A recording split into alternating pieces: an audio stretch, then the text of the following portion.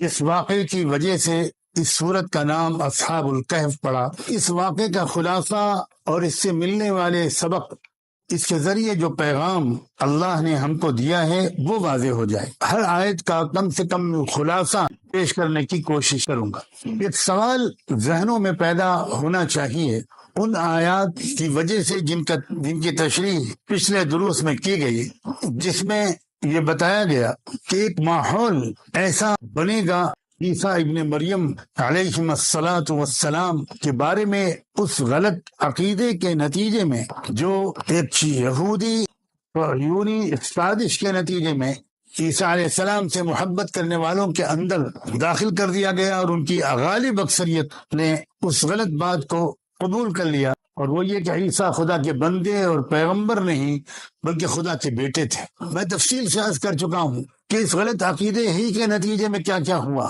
کیا اختیارات حاصل ہو گئے پوپ کو اور چرچ کو، اس اتھارٹی کا، اس پاور کا کتنا غلط استعمال ہوا، مذہب کی کتنی غلط تصویر پیش ہوئی، اور اس کی وجہ سے لوگوں کو مذہب سے کس قدر نفرت ہوئی، خدا سے نفرت ہوئی، خدا بیزاری تک بات پہنچی، خدا کے انکار تک بات پہنچی، ایک بغاوت کی کیفیت پیدا ہو، پروٹیسٹنٹ تحریک، اور اس کے بعد پھر اس سے آگے بڑھ کر وہ کمیونزم جس میں خدا کا انکار، وہ سب کچھ دراصل اسی ولدیت عیسیٰ کے غلط عقیدے کے نتیجے میں تھا۔ اور یہی تو کہا گیا تھا کہ اس کے جو مہیب اثرات نتائج مرتب ہوں گے، اے ہمارے پیارے نبی تم کیا ان نتیجوں کو سوچ سوچ کر اپنی جان دے دو گے؟ تو ان نتیجوں کا بیان ہو چکا ہے، میں ان کو اس وقت دہرانا نہیں چاہتا، کہ جو پھر مادیت کا غلبہ، روحانیت سے دوری، حیوانی تہذیب کا گھر گھر ہر کچے پکے گھر میں پہنچ جانا، یہ مغربی تہذیب جو دراصل فتنہ دجال ہے، یعنی اسی کے نتیجے میں ولادت عیسیٰ کے بارے میں جو عقیدہ آیا، یہی دنیا کو چلتے چلتے اس ماحول تک پہنچا دے گا جو ماحول دجال کے آنے کے لیے ضروری ہے۔ دجال کو جو ماحول درکار ہے، اور یانیت کا، بے حیائی کا، خدا کے انکار کا، مادہ پرستی کا، ظاہر پرستی کا، محسوس پرستی کا، غیبیات کے انکار کا، روحانیات سے دوری اور وحشت کا، اور صرف پیسہ اور صرف پیسہ اور صرف پیسہ۔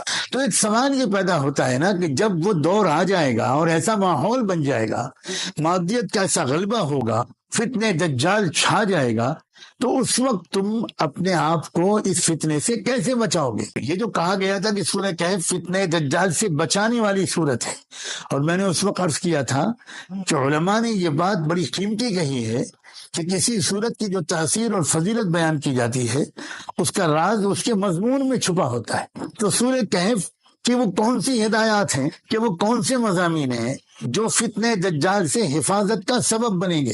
اب اس وقت بالکل ایسا لگتا ہے کہ مناسب ترین وقت ہے سورہ کہف کی ہدایات کے مذاکرے کا، ان پر غور کرنے کا، اور ان پر عمل کرنے کی ہمت جٹانے کا۔ بہت سیریس موضوع ہے، صرف وقتی طور پر ایک ثواب اور برکت کی نیت سے اس درس کو سننا یا اس مضمون کو سننا شاید اس نتیجے تک نہیں پہنچائے گا جس نتیجے کی امید میں یہ سلسلہ شروع کیا گیا۔ ایمان کو بچانے اس کے لیے لازمی طور پر جو تدبیر اختیار کرنی ہے، آپ اور ہم میں سے ایک ایک کو، وہ ہے یہ آج کا موضوع ہے۔ ایک سوال یہ یقیناً حساس لوگوں کے دل میں پیدا ہونا چاہیے، نہیں پیدا ہوا جس کے دل میں، وہ اس پر اللہ سے معافی مانگے، اپنی بے حسی کو دور کرنے کا فیصلہ بھی کرے اور دعا بھی مانگے۔ اسی سوال کا جواب ہے ان آیتوں میں جن کا آج مذاکرہ ہوگا۔ ام حسبت ان اصحاب الکہف والرقیم کانوا من آیاتنا عجبا، کیا تم سمجھتے ہو محمد کہ کہف اور رقیم والوں کا جو قصہ تھا یہ کوئی بہت عجیب و غریب قسم کا واقعہ تھا؟ ایسا معلوم ہوتا ہے کہ اللہ تعالیٰ یہ کہنا چاہ رہے ہیں آج کی امت سے بھی کہ بھائی تم پر یہ جو سمجھ رہے ہو کہ یہ موجودہ ماحول کے خراب اثرات سے پہلی بار تم دو چار ہوئے ہو، یہ غلط ہے تمہارا خیال۔ نہیں، اس سے پہلے، بالکل اس سے پہلے اسی طرح کے حالات آ چکے ہیں، جبکہ ایمان کو بچانا ناممکن ہو گیا تھا، انتہائی مشکل ہو گیا تھا، پورا ماحول ایمان کے مخالف تھا، سچ کے خلاف تھا، ظلم اور باطل پورے ماحول پر چھا گیا تھا۔ اس وقت جن لوگوں نے، ایمان والوں نے جس طریقے پر اپنے ایمان کو بچایا تھا، وہی طریقہ تم کو بھی اختیار کرنا پڑے گا فتنہ دجال سے اپنے کو بچانے کے لیے، ماحول کی سینکڑوں اور ہزاروں خرابیوں سے اپنے کو بچانے کے لیے۔ میں یہ سوچ سمجھ کر لفظ اللہ کی توفیق سے بول رہا ہوں، ماحول کی ہزاروں خرابیوں سے۔ میں کن کن خرابیوں کا تذکرہ کروں؟ اس وقت کے ماحول کی ہزاروں بلکہ لاکھوں مہلک خرابیوں سے بچانے کی وہی تدبیر اختیار کرنی پڑے گی جو اصحاب کہف نے۔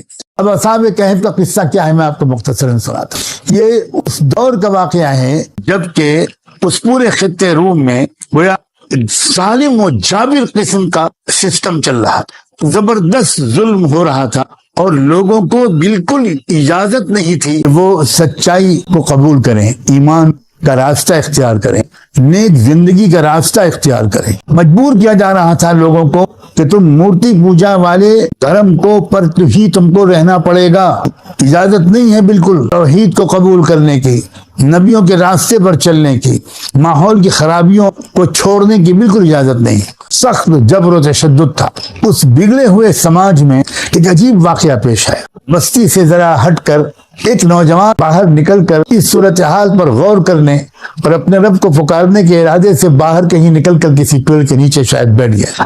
اکیلا تھا وہ، لیکن تھوڑی دیر کے بعد ایک بندہ اور آیا۔ نہ یہ اس کو پہچانتا تھا، نہ وہ اس کو پہچانتا تھا، نہ یہ اس نے اس سے کچھ کلام کیا، نہ اس نے کچھ کلام کیا۔ تھوڑی دیر کے بعد تیسرا اور آ گیا۔ یہ منصوبہ دیکھیے اللہ کا، وہ جو کہتے ہیں نا کہ میں اکیلا ہی چلا تھا جانب منزل، مگر لوگ ساتھ آتے گئے اور کارواں بنتا گیا۔ یہ اللہ کی سنت ہے۔ کوئی شخص یہ نہ سمجھے کہ میں اکیلا ہوں، قدم اٹھائے اور پھر دیکھے کہ اللہ تعالیٰ کیسے اس کو ہم مزاج ساتھی اور دوست مہیا کرتے ہیں۔ پھر چوتھا آیا، پھر پانچواں آیا، اور بالآخر ایک دوسرے سے پھر ہمت کر کے کلام کیا کہ بھئی کیا ہے مقصد آپ کے آنے کا؟ تو ایک نے ہمت کر کے کہا کہ بھئی دیکھو صاف بات، میں تو اللہ کے سوا کسی کو رب نہیں مان سکتا، کسی کے سامنے سر نہیں جھکا سکتا، میں تو اللہ کے بھیجے ہوئے سچے دین کے راستے ہی پر ہوں۔ دوسرے نے کہا اچھا ماشاء اللہ سبحان اللہ، میں بھی اسی ارادے سے بستی چھوڑ کر آیا ہوں۔ تیسرے نے کہا میں بھی اسی ارادے سے۔ یہاں تک کہ 7 انسانوں کی جو جن کا درد ایک تھا، جن کا غم ایک تھا، ان کی ایک جماعت بن گئی۔